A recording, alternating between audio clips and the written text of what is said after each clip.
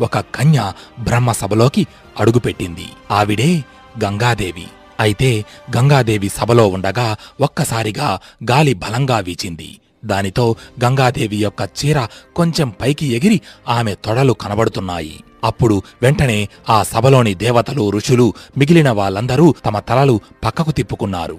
కాని ఒక్క వీరభీషుడు మాత్రం ఆసక్తిగా గంగాదేవి వైపే చూస్తున్నాడు. ఇది గమనించిన బ్రహ్మదేవుడు కోపంగా వీరభీషుని వైపు చూస్తూ, వీరభీష అని గట్టిగా ఆ సభ మొత్తం దద్దరిల్లేలా అరచి, పవిత్రమైన ఈ సభను నీ చూపులతో అపవిత్రం చేశావు.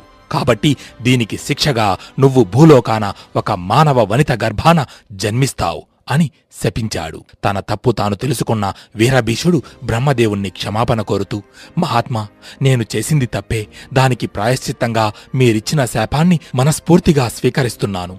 కాని నాదొక చిన్న విన్నపం.